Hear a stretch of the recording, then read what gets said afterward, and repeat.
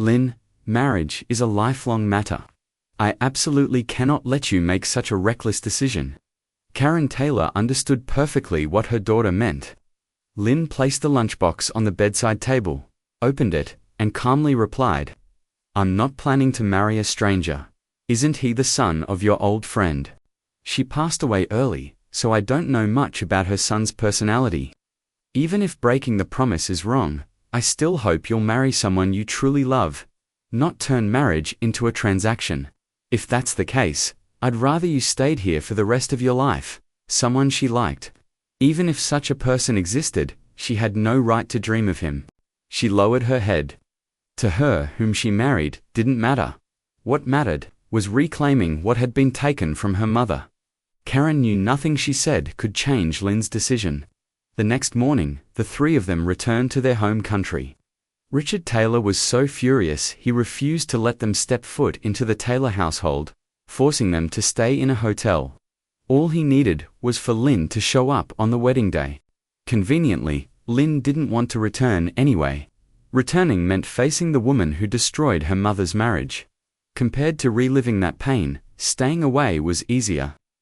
Silence hung in the air. Karen worriedly said, "Lynn, if this marriage were truly a good one, it would never fall to you. Back then, your mother and Mrs. Thompson, there was something between us two." Lynn didn't want to continue this conversation, so she changed the subject. "Mom, eat something." Karen sighed. Lynn clearly didn't want to talk. The girl had suffered so much already, and now even marriage was something she had to trade for survival. Lynn picked up her chopsticks, but she couldn't taste anything at all. Worse, she felt nauseous. "You're not feeling well?" Karen asked anxiously.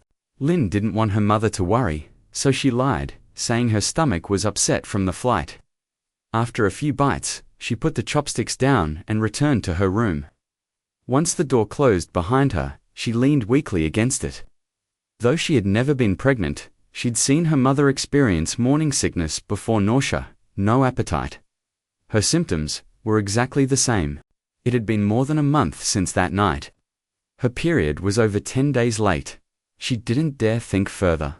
That night was the greatest humiliation of her life. If not for her mother and brother, she would never have sold herself. Her hands trembled. "You are 6 weeks pregnant." Even after leaving the hospital, the doctor's words echoed in her mind.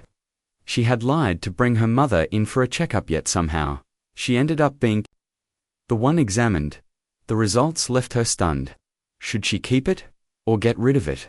Her hand unconsciously touched her lower abdomen. Though shocked, embarrassed, and humiliated, there was also an indescribable warmth.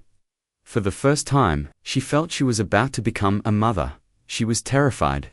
Back in her room, she hid the ultrasound note in a drawer before stepping outside. Richard Taylor was standing there, his face like ice. What was he doing here? He looked at her with obvious irritation and barked, "Go get changed." Lynn frowned. "Why? If you're marrying into the Thompson family, you and Ethan need to meet." He gave her a disdainful once-over and sneered. "You plan to meet him dressed like that? Are you trying to embarrass me?" A sharp pain struck her chest.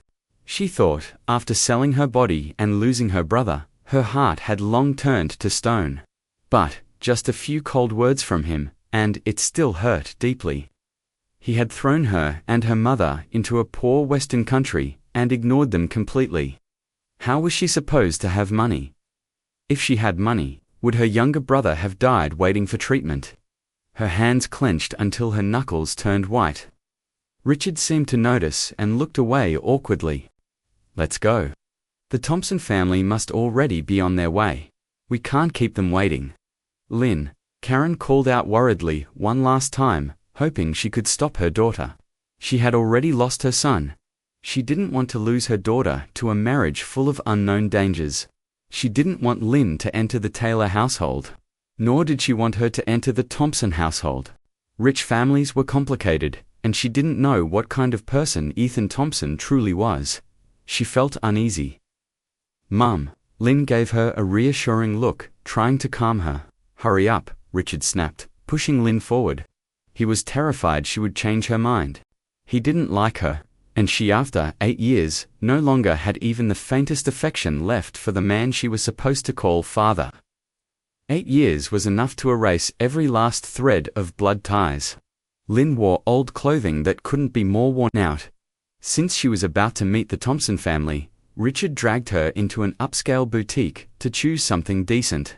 A saleswoman approached quickly. Richard pushed Lynn forward and said, "Find something acceptable for her. Anything that looks decent." The saleswoman glanced at Lynn and quickly estimated her size. "Please follow me."